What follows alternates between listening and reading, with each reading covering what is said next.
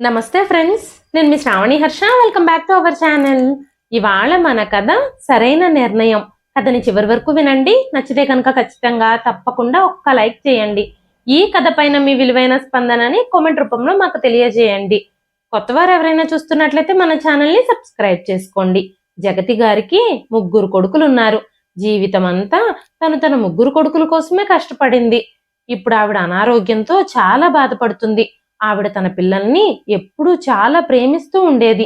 వయసు పైబడి తనకి అనారోగ్య పరిస్థితులు వచ్చినప్పుడు ఆవిడ తన 3 కొడుకులకి భారమైపోయింది. పెద్ద కొడుకు తనని రెండో కొడుకు దగ్గర వదిలేశాడు. రెండో కొడుకు ఆమెను మూడో కొడుకు దగ్గర వదిలేశాడు. మూడో కొడుకు కూడా ఆవిడ్ని ఇంట్లో ఉంచుకోవడానికి ఇష్టపడలేదు.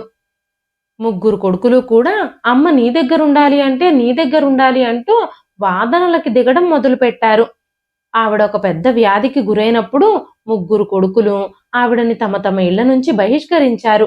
అప్పుడు జగతి గారు తన జీవితం గురించి ఆలోచించడం ప్రారంభించారు. అప్పుడే ఆవిడ ఒక నిర్ణయం తీసుకుంది. 3 కొడుకులకి భారంగా ఉండడానికి, వాళ్ళని ఇబ్బంది పెడుతూ వాళ్ళ ఇళ్లల్లో ఉండడానికి ఆవిడ అస్సలు ఇష్టపడలేదు.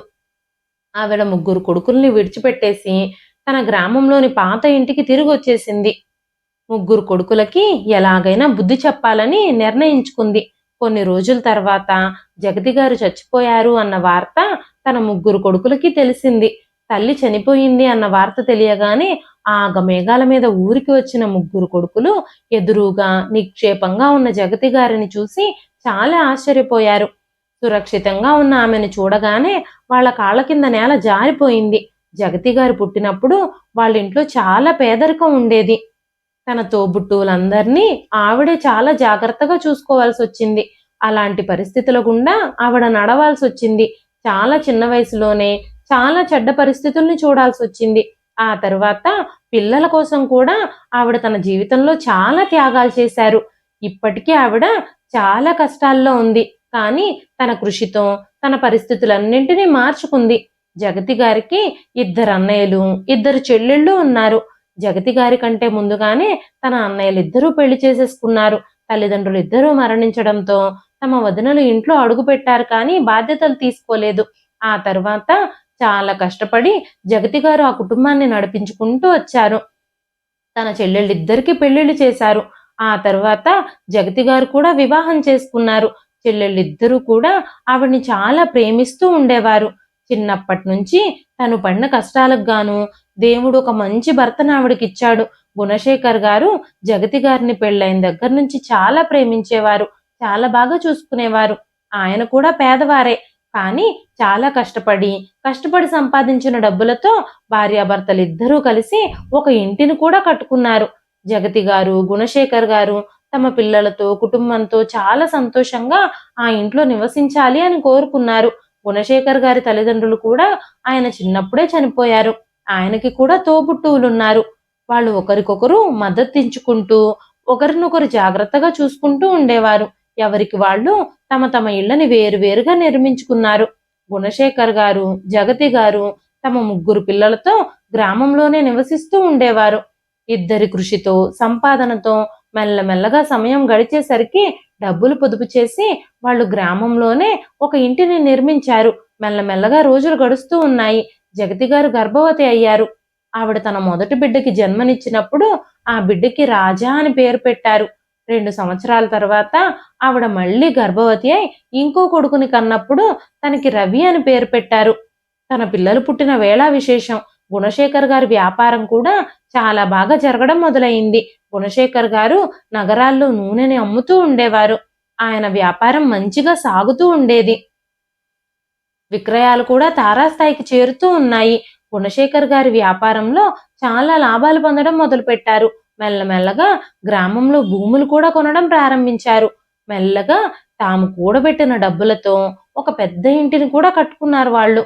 తమ పిల్లలు తమలాగా పేదరికం అనుభవించకుండా సుఖంగా తమ జీవితాన్ని గడపాలని, పిల్లల కోసం చాలా డబ్బులు సంపాదించాలని వాళ్ళు కోరుకున్నారు.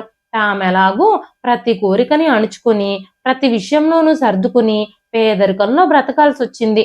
పిల్లలకి మాత్రం అలాంటి పరిస్థితులు రాకూడదు అని, పిల్లల ప్రతి కోరికను నెరవేర్చాలని తమ ఎముకలలో బలం ఉండే వరకు కష్టపడుతూనే ఉండాలని గుణశేఖర్ గారు జగతి గారు అనుకున్నారు.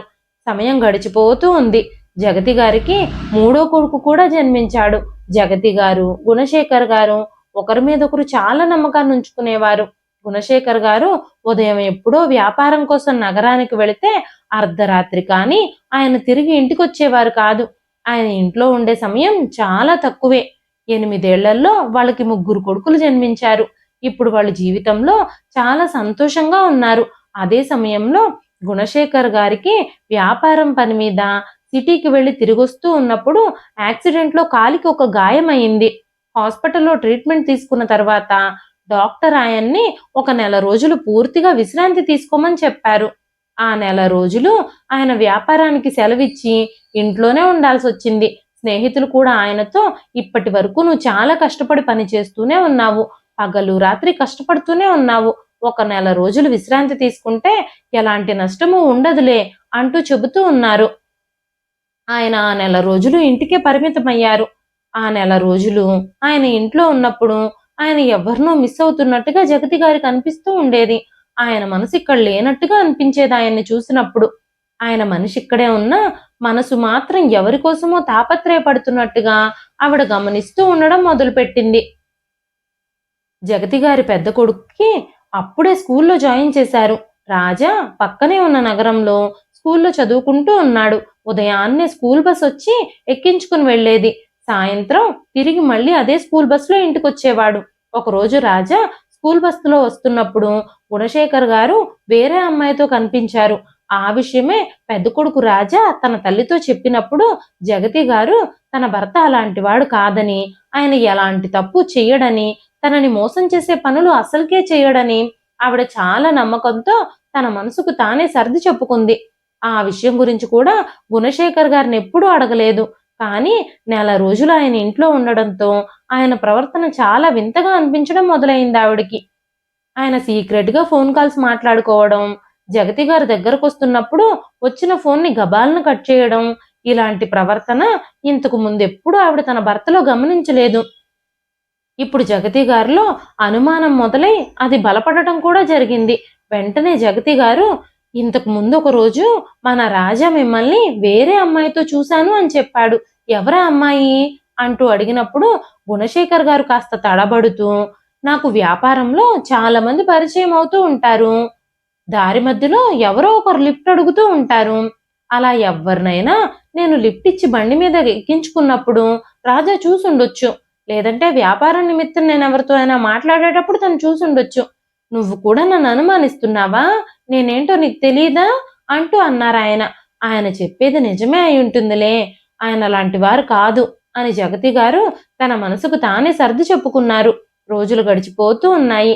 గుణశేఖర్ గారికి కాలు బాగైపోయి ఆయన మళ్ళీ వ్యాపారం చేయడం మొదలుపెట్టారు. రోజు ఉదయాన్నే వెళ్ళిపోవడం, రాత్రిపూట అర్ధరాత్రి దాటాక గాని తిరిగి రావడం, ఒక్కో రోజు చాలా పనులున్నాయని రాత్రిపూట ఇంటికి కూడా తిరిగి రాకపోవడం చేస్తూ ఉండేవారు. తన భర్త ప్రవర్తన రోజు రోజుకి మారిపోవడంతో జగతి గారు ఆ ప్రవర్తనని గమనిస్తూనే ఉన్నారు. చుట్టుపక్కల తెలిసిన వాళ్ళు ఒకరిద్దరు కూడా నగరంలో గుణశేఖర్ గారిని వేరే అమ్మాయితో చూశాము అని జగతి గారితో చెప్పినప్పుడు ఆవిడ వాళ్ళ మాటలన్నింటినీ సింపుల్ గా కొట్టిపారేశారు. ఆయన వ్యాపారం చేసే మనిషి, ఎవరితో ఏ లావాదేవీలుంటాయో అలా ఎవరితో అయినా ఆడవాళ్లతో మాట్లాడేటప్పుడు మీరు చూసి ఆయన్ని తప్పుగా అర్థం చేసుకున్నారేమో, ఆయన అలాంటి వారు కానే కాదు, చాలా మంచివారు, నాకు చాలా తెలుసు ఆయన గురించి అంటూ ఆయనని వెనకేసుకొస్తూ ఉన్నారు. జగతి గారికి అకస్మాత్తుగా ఒకరోజు ఆరోగ్యం పాడవడంతో, పిల్లలకు కూడా సెలవులు కావడంతో జగతి గారి చెల్లెలు ఆవిడను ఒక 10 రోజులు తనతో ఉంచుకుని పంపిస్తానని వచ్చి తీసుకెళ్ళింది. కానీ జగతి గారికి మాత్రం ఇన్నేళ్లలో ఎప్పుడూ భర్తను వదిలి ఉండడం జరగకపోవడం వల్ల ఆవిడకి చెల్లెలింట్లో కూడా ఉండాలి అని అనిపించలేదు. 4 రోజుల తర్వాత పిల్లలు ఇంకో 4 రోజులు అక్కడే ఉంటామని మారం చేయడంతో పిల్లల్ని వదిలేసి ఆవిడ ఒక్కతే ఇంటికి తిరిగొచ్చేసింది. ఇంటికి తిరిగొచ్చేసరికి ఇంటి తలుపు తెరిచే ఉంది. మెల్లగా ఆవిడ తలుపు తీసుకొని లోపలికి వెళ్ళినప్పుడు ఇల్లంతా నిశ్శబ్దంగా ఉంది. ఆవిడ తన బ్యాగుతో సహా తన గది లోపలికి వెళ్లేసరికి ఆ గదిలో కనిపించిన దృశ్యం చూసి ఆవిడ పాదాల కింద నేల జారిపోయినట్టుగా అనిపించింది. గుణశేఖర్ గారు మంచం మీద పడుకునున్నారు. ఆ పక్కనే వేరే అమ్మాయి మంచం మీదే కూర్చునుంది. ప్రతిదీ చూస్తూ ఉంటే ఆవిడికి రక్తం ఉడికిపోతుంది. ఎంతో నమ్మకం పెట్టుకున్న తన భర్త ఈ విధంగా చేయడంతో జగతి గారు నిశ్చేష్టురాలై నిలబడిపోయారు. ఒక్కసారిగా గదిలో ఉన్న ఆ ఇద్దరి కళ్ళు జగతి గారి మీద పడగానే ఒక్కసారిగా వాళ్ళిద్దరూ లేచి నిలబడ్డారు. జగతి గారు తన భర్త వైపు అసహ్యంగా చూస్తూ ఉన్నారు. అసలు ఏం జరుగుతుంది ఇక్కడ? ఈ ఇంట్లో ఈ అమ్మాయి ఎందుకుంది?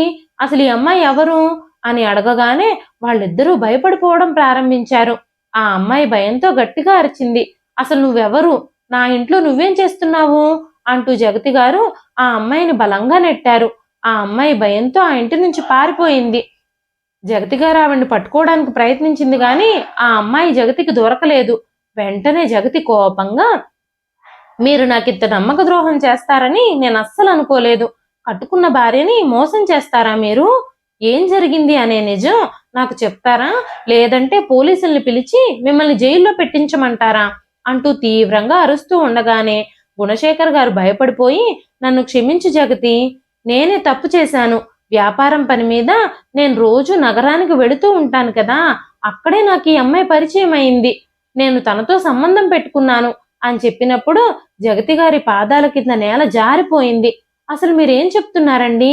ఎంత నమ్మాను మిమ్మల్ని, మీరు నన్ను ఇంత మోసం చేస్తారని నేను అస్సలు అనుకోలేదు అంటూ గట్టిగా ఏడుస్తుంది జగతి. గుణశేఖర్ గారు జగతి గారి ముందు చేతులు ముడుచుకొని క్షమాపణలు చెబుతూ ఉన్నారు.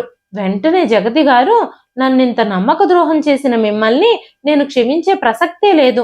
ఎంత మోసం చేశారు మీరు నన్ను. ఎంతో బాగా చూసుకుంటున్నట్టుగా నటిస్తూ ఇంకొక మనిషికి మీ జీవితంలో స్థానం ఇస్తారా? మీరు చేసిన ఈ నమ్మక ద్రోహాన్ని నేను అసలు ఎలా క్షమించగలను? ఇన్ని రోజులు మీరు చూపించిన ప్రేమ నిజమే అని నేను ఎలా నమ్మగలను? మన పిల్లల గురించి కూడా మీరు ఆలోచించలేదా? వాళ్ళ భవిష్యత్తు ఏమవుతుంది? ఇంతకు ముందు మన అబ్బాయి నాకు మీరు వేరే అమ్మాయితో కనిపించారని చెప్పినప్పుడు, ఇంకా నాకు తెలిసిన వాళ్ళు ఒకళ్ళిద్దరూ ఈ విషయం గురించి నా దగ్గర మాట్లాడినప్పుడు పొరపాటున వాళ్లే మిమ్మల్ని తప్పుగా అర్థం చేసుకున్నారేమోనని నా మనసుకు నేను సర్ది చెప్పుకున్నాను. వాళ్లతో కూడా వాదించాను. మీరు అలాంటి వారు కాదని అందరి దగ్గర నేను వాదించాను. నా జీవితాంతం మీకు ప్రతి పనిలోనూ నేను తోడుగా ఉన్నాను. మీరే నా జీవితం అనుకున్నాను.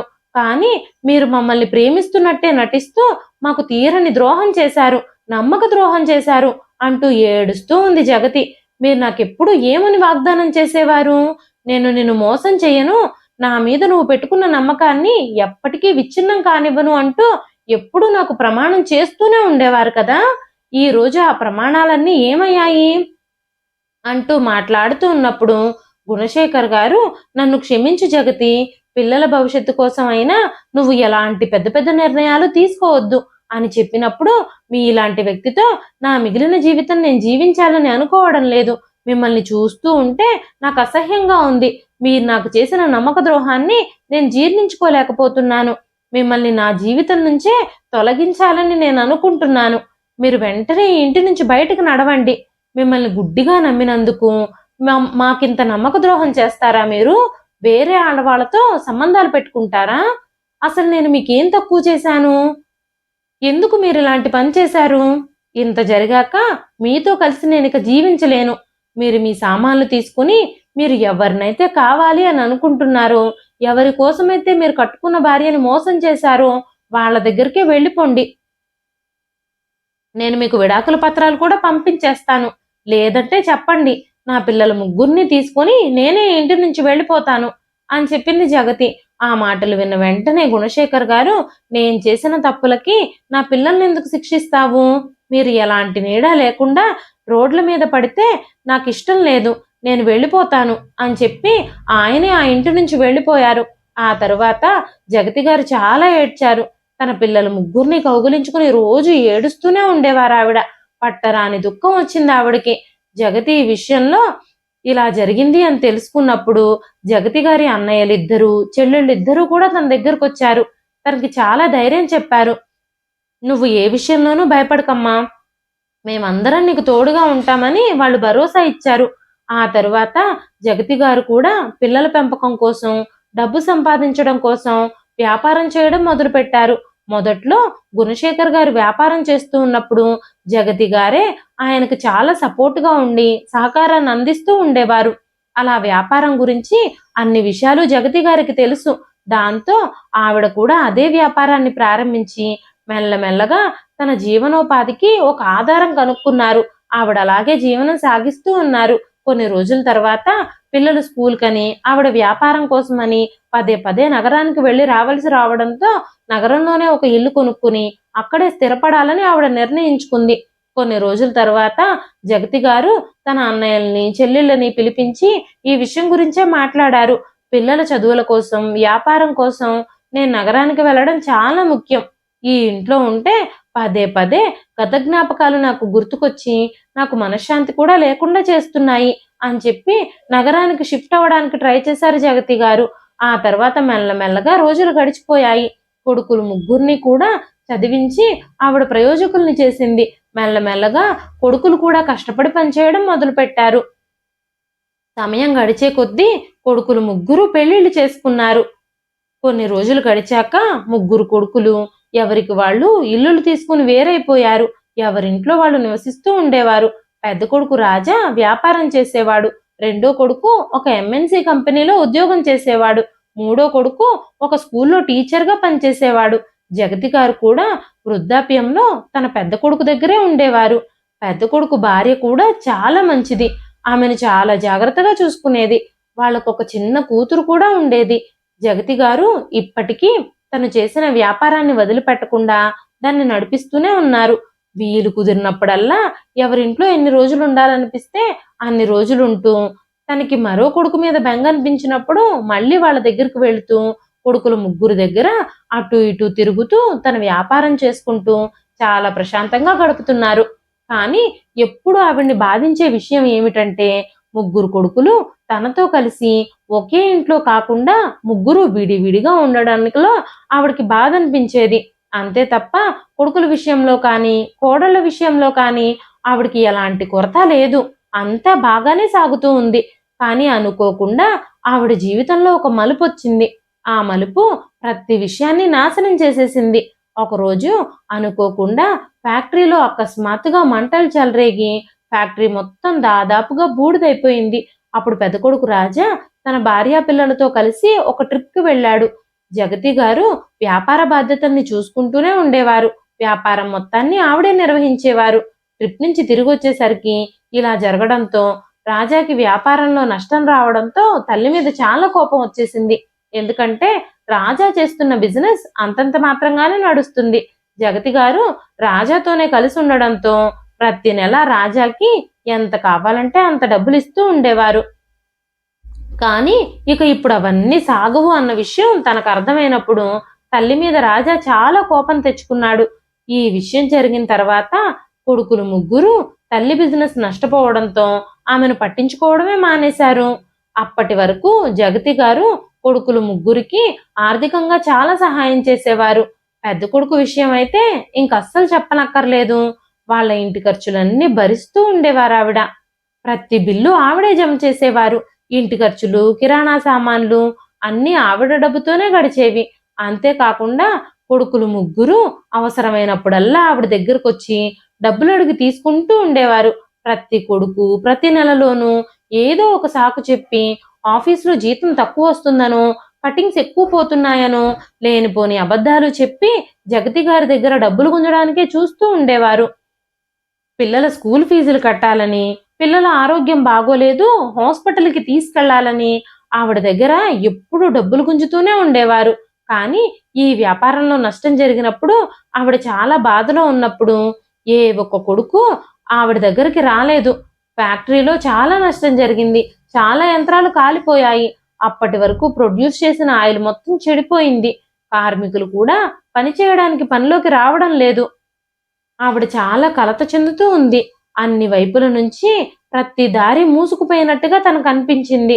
అలాంటి సమయంలో జగతి గారు తన ముగ్గురు కొడుకుల్ని పిలిచి వాళ్ళ ముందు కూర్చుని, బాబు, ఇప్పుడు నా వ్యాపారం అస్సలు బాగోలేదు. నాకు చాలా నష్టాలు వస్తున్నాయి. నేను ఈ వ్యాపారాన్ని మళ్ళీ నిలబెట్టుకోలేనేమో అని నాకు అనిపిస్తుంది. కానీ మీరు వయసులో ఉన్నారు, కష్టపడే సామర్థ్యం ఉంది. ఈ వ్యాపారాన్ని మీరు టేక్ ఓవర్ చేసి నిలబెట్టగలగండి. మీలో ఎవ్వరైనా ఈ వ్యాపార బాధ్యతలను స్వీకరించండి అని చెప్పినప్పుడు రెండో కొడుకు, మూడో కొడుకు ఇద్దరు మేము ఆల్రెడీ ఉద్యోగాలు చేసుకుంటున్నాము.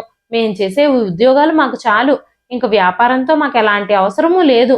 ఏది ఏమైనప్పటికీ నువ్వే ఆ వ్యాపారాన్ని మళ్ళీ నిలబెట్టాల్సి వస్తే అంత అవసరం ఏముంది? ఇప్పటికే మీ పేరు మీద చాలా భూములు, ఆస్తిపాస్తులు ఉన్నాయి కదా! కావాలంటే వాటిల్లో కొన్ని అమ్మేసి ఈ వ్యాపారాన్ని మళ్ళీ నిలబెట్టుకోండి అంటూ చెప్పారు. ఆ మాటలకి జగతి గారు చాలా బాధపడ్డారు. ఏం చేసినా సరే ఆ వ్యాపారం మళ్ళీ బాగుపడలేదు. జగతి గారు ఎంతగా నిలబడాలనుకున్నా పిల్లలకి తన వ్యాపారం గురించి అసలు ఎలాంటి పట్టింపు లేదు. ఇప్పుడు వాళ్ళకి తమ తల్లి ఖాళీగా ఉందని, తన వ్యాపారం సరిగ్గా జరగడం లేదని వాళ్ళందరికీ తెలుసు. అయినా సరే ఆవిడ్ని డబ్బులు అడుగుతూనే ఉండేవారు. మెల్లమెల్లగా జగతి గారు కూడా సింపుల్గా నిరాకరించడం ప్రారంభించారు. ఎందుకంటే ఇప్పటి వరకు ఆవిడ కొడుకులకి చాలా డబ్బులు కూడబెట్టారు. ఎవరికి వాళ్ళకే చాలా ఆస్తిపాస్తులు ఇచ్చారు. తన ఆదాయం మొత్తాన్ని ముగ్గురు కొడుకులు సమానంగానే పంచుకుంటూ ఉన్నారు. కానీ ముగ్గురు ప్రయోజకులైనా కూడా ఏ ఒక్క రోజు కూడా తన తల్లికి ఏ ఒక్క రూపాయి కూడా ఖర్చు పెట్టలేదు. జగతి గారు తన పిల్లలకి డబ్బులు ఇవ్వడం మానేసిన వెంటనే కొడుకులు ఆవిడతో మాట్లాడడం కూడా మానేశారు. ఎప్పుడూ వారం వారం తల్లిని మా ఇంట్లో ఉండమంటే మా ఇంట్లో ఉండమని ప్రతి కొడుకు పిలుస్తూనే ఉండేవాడు. కానీ ఇప్పుడు కొడుకులు ముగ్గురికి తమ తల్లి దగ్గర డబ్బులు లేవు అన్న విషయం అర్థమయ్యేసరికి వాళ్ళు జగతి గారిని ఇంటికి పిలవడం కూడా మానేశారు. పెద్ద కొడుకు అయితే ఆవిడని ఇంటి నుంచి ఎప్పుడు తరిమేస్తామా అని ఎదురు చూస్తూ ఉన్నాడు. జగతి గారు పెద్ద కొడుకు ఇంట్లోనే ఉంటున్నారు కదా, ఆవిడ ఆరోగ్యం కూడా మెల్లమెల్లగా క్షీణిస్తూ వస్తుంది. ఇంతకు ముందంతా పిల్లల అవసరాల కోసం చాలా కష్టపడి పనిచేశాను. కానీ ఇప్పుడు వీళ్ళందరికీ నేను పనికిరాని అయిపోయాను. ఏ ఇంట్లోనూ ఎవరింట్లోనూ నాకు ఎలాంటి ప్రాముఖ్యత లేదు. డబ్బు సంపాదించేటప్పుడు పిల్లలందరూ నన్ను నమ్మారు. ఎంతో ప్రేమని, ఇష్టాన్ని చూపించారు. కానీ ఇప్పుడు నేను డబ్బు సంపాదించే సామర్థ్యం కలిగి లేను కాబట్టి, నన్ను డబ్బులు కూడా అడగడం లేదు కాబట్టి వాళ్ళు నాతో పనిలేదు అని అనుకుంటున్నారు అని ఆలోచిస్తూ జగతి గారు చాలా బాధపడుతున్నారు. కొన్నిసార్లు ఆవిడకి చాలా దగ్గొస్తుంది. కానీ వాటన్నింటికీ ఆవిడ అలవాటు పడ్డారు. ఆ తర్వాత రోజు ఆవిడ ఆరోగ్యం పూర్తిగా క్షీణించిపోయింది. జగతి గారు తన పెద్ద కొడుకు దగ్గరికి వెళ్ళి, బాబు రాజా, నా ఆరోగ్యం అస్సలు బాగోలేదు, నన్ను కాస్త హాస్పిటల్కి తీసుకెళ్ళు అని అడిగినప్పుడు పెద్ద కొడుకు కొంతకాలం మౌనంగా ఉన్నాడు. ఆ తర్వాత తన తల్లిని ఆసుపత్రికి తీసుకెళ్లాడు. డాక్టర్ రూమ్లోకి వెళ్ళినప్పుడు డాక్టర్ ఆవిడకు ఒక ఇంజెక్షన్ ఇచ్చారు. కొన్ని రోజులు ఆ మందులు వాడిన తర్వాత కూడా జగతి గారికి ఎలాంటి ప్రయోజనము లేదనిపించింది. మెల్లమెల్లగా ఆవిడ కళ్ళ కింద నల్లటి చారలు, రోజంతా జ్వరము కూడా వస్తూ ఉంది. అప్పుడు రాజా తన తల్లితో, అమ్మా, నేనిప్పుడు చాలా ఆలోచిస్తున్నాను. కానీ ఇక్కడ దగ్గరలో పెద్ద పెద్ద డాక్టర్లు లేరు. నువ్వేమో రాత్రంతా దగ్గుతూనే ఉన్నావు. మా నిద్ర కూడా చాలా డిస్టర్బ్ అయిపోతుంది అని చెప్పినప్పుడు జగతి గారు, బాబు, నువ్వు నన్ను ఇంకా మంచి పెద్ద ఆసుపత్రికి తీసుకెళ్ళు, వాళ్ళు నాకు బాగా వైద్యం చేస్తారు, నా అనారోగ్యం కోలుకుంటుంది అని చెప్పగానే ఆసుపత్రికి తీసుకెళ్తాను, దానికి నాకేమీ పర్వాలేదు. కానీ ఆసుపత్రి ఖర్చులు ఎవరు భరిస్తారు చెప్పు? మా దగ్గర అంత డబ్బులు లేవు. నువ్వు మిగతా కొడుకుల దగ్గరికి ఎందుకు వెళ్ళకూడదు? ఎల్లకాలం నీ బాధ్యతని మేమే తీసుకోవాలా ఏమిటి? ఈసారికైతే నేను తీసుకెళ్తాను, కానీ ఇంకెప్పుడన్నా అయితే నా వల్ల కాదు. ఈసారికి నేను తీసుకెళ్తాను, వచ్చేసరికి నీ ప్రయత్నాలు నువ్వు చేసుకో అని చెప్పినప్పుడు జగతి గారు ప్రశాంతంగా ఊపిరి పీల్చుకున్నారు. ఆవిడ మౌనంగా కూర్చున్నారు. ఆసుపత్రికి వెళ్ళిన తర్వాత డాక్టర్ ఆవిడకి చాలా పరీక్షలు చేశారు. రిపోర్ట్స్ వచ్చినప్పుడు జగతి గారి గుండెలు అదిరిపోయాయి. ఆవిడ టీబీ లాంటి ఒక వ్యాధితో బాధపడుతున్నారని, ఆవిడకి టీబీ లక్షణాలు ఉన్నాయని ఆ రిపోర్ట్స్ లో వచ్చింది. డాక్టర్ వెంటనే ట్రీట్మెంట్ కూడా స్టార్ట్ చేశారు. కానీ ఆ ట్రీట్మెంట్ చాలా ఖరీదైంది.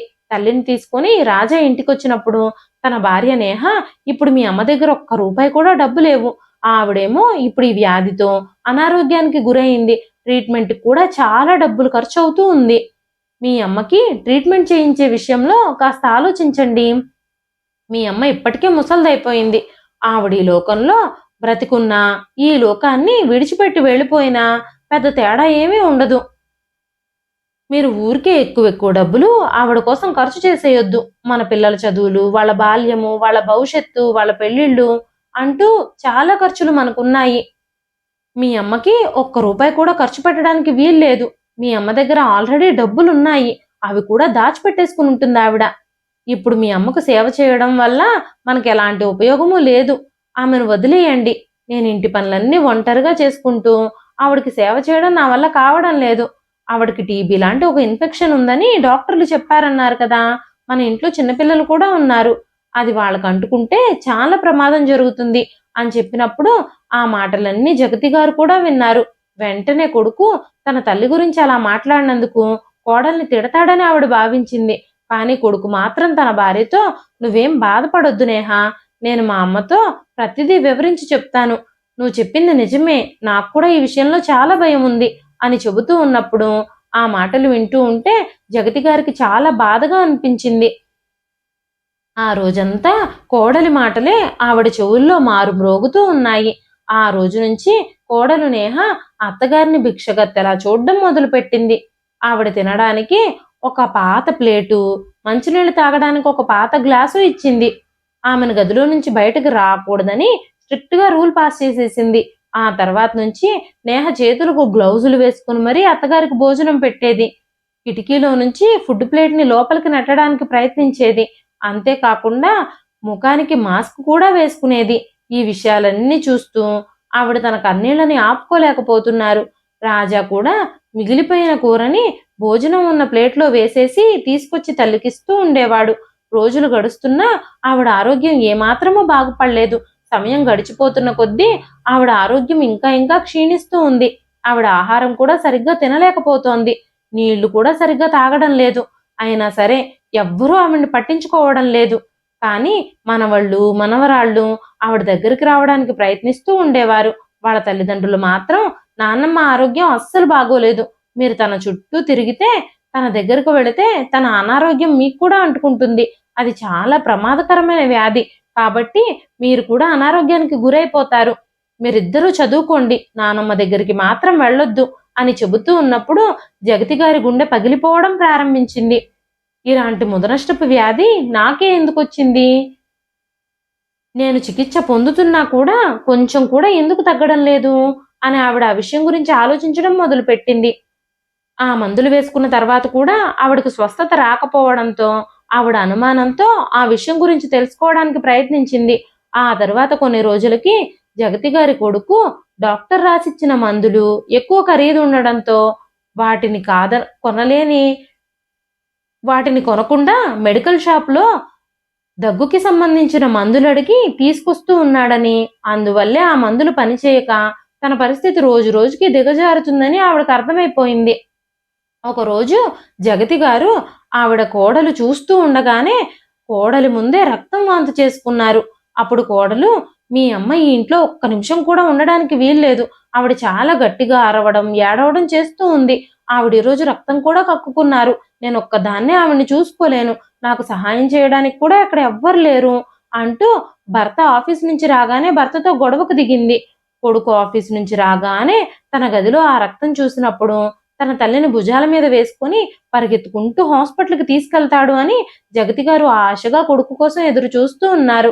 కానీ దానికి వ్యతిరేకంగా భార్య చెప్పిన మాటలన్నీ విని రాజా జగతి గారిని హాస్పిటల్‌కి తీసుకెళ్లి 2 రోజులు ట్రీట్మెంట్ చేయించిన తర్వాత ఆమెను తిరిగి మళ్ళీ ఇంటికి కూడా తీసుకురాకుండానే రెండో కొడుకు రవి ఇంట్లో వదిలేసొచ్చాడు. జగతి గారిని అలా వాళ్ళింటి ముందు చూసినప్పుడు రెండో కొడుకు, కోడలు ఇద్దరూ ఆశ్చర్యపోయారు.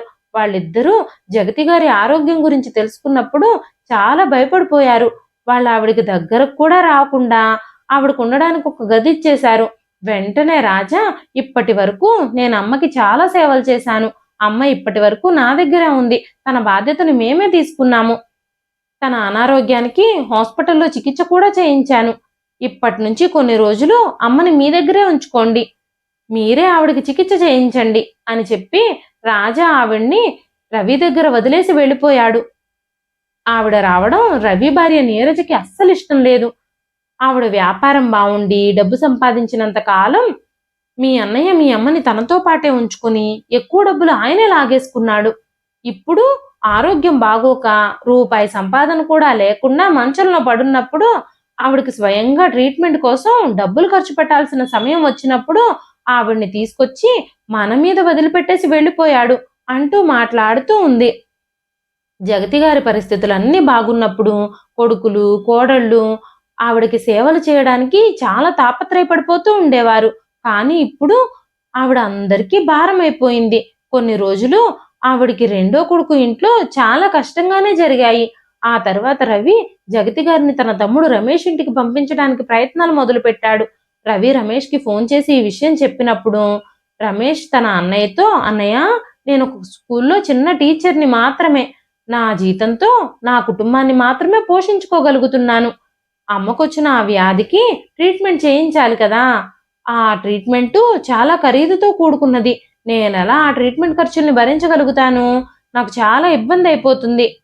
అన్నయ్య, కొద్ది రోజులు అమ్మని మీ దగ్గరే ఉంచుకొని మీరే ట్రీట్మెంట్ చేయించండి" అని చెప్పినప్పుడు రవి జగతి గారిని తన ఇంట్లోనే ఉంచుకున్నాడు. కానీ రవి భార్య మాత్రం జగతి గారికి సేవలు చేయడానికి అస్సలు ఇష్టపడలేదు. "మీ అన్నయ్య తీసుకొచ్చి మీ అమ్మని మన మీద వదిలేసి వెళ్ళలేదా?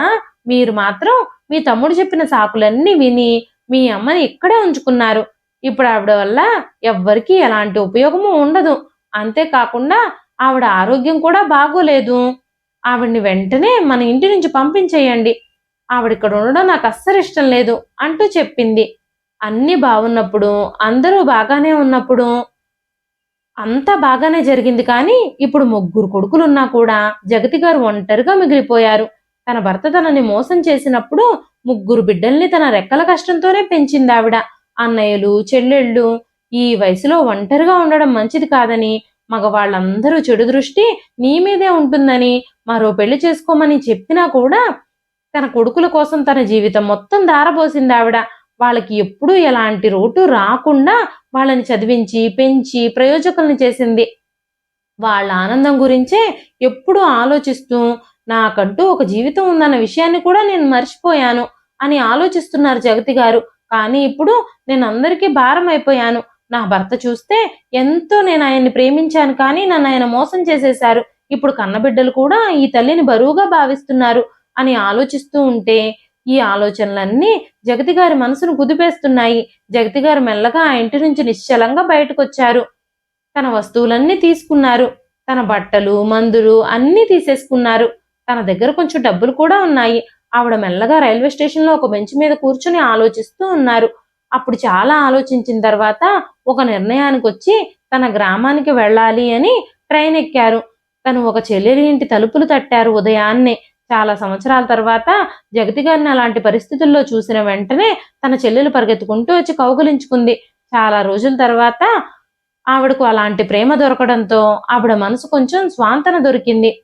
"అక్కా, ఇప్పుడు నువ్వు ఆందోళన చెందాల్సిన అవసరం ఏమీ లేదు. నీకు నేనున్నాను. నా పిల్లలు కూడా ఉన్నారు. వాళ్ళు నిన్ను జాగ్రత్తగా చూసుకుంటారు" అని చెప్పింది. ఆవిడ తన పరిస్థితుల గురించి, తన కొడుకుల ప్రవర్తన గురించి చెప్పినప్పుడు జగతి గారి చెల్లెలు కూడా చాలా బాధపడింది. ఆ ఊర్లోనే ఆయుర్వేద వైద్యం చేసే పంతులు గారున్నారు.